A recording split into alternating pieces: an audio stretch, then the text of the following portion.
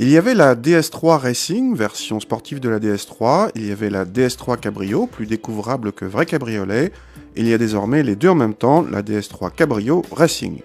Mais attention, il s'agit d'une série limitée à seulement 100 exemplaires numérotés. La DS3 Cabrio Racing est livrée d'office avec cette peinture gris mat associée à une capote noire et des jantes de 18 pouces. Comme sur la DS3 Racing, on trouve des éléments en vrai carbone tout autour de la voiture, du bouclier avant jusqu'au diffuseur, en passant par les passages de roues ou les bas de caisse, attention au trottoir.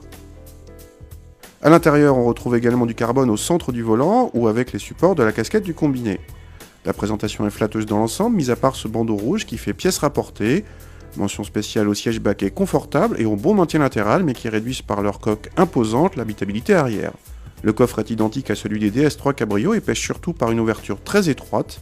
En position complètement baissée, la capote condamne entièrement la visibilité arrière, mais vous avez droit d'office à un radar de recul. Sous le capot, on retrouve le même 1,6 litre THP que dans la DS3 Racing et ses 202 chevaux. Il reprend facilement dès 2000 tours et pousse volontiers jusqu'à 6000 tours, mais avec un côté un peu trop linéaire.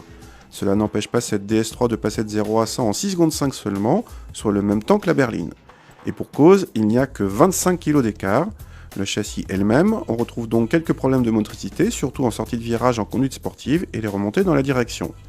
Mais la voiture est plaisante et évoque le même côté karting qu'une certaine Mini. Côté confort, la voiture est bien sûr ferme, mais en contrepartie s'avère peu sujette au mouvement de caisse et le niveau sonore est assez élevé sur autoroute. Concernant le budget, cette DS3 Cabrio Racing consomme autant que la version berline, mais un peu plus qu'une 208 GTI. Elle est surtout beaucoup plus chère, le prix atteint 35 000 €, soit 10 000 € de plus qu'une 208 GTI. C'est le prix de l'exclusivité d'une série limitée, ajouté à celui du carbone.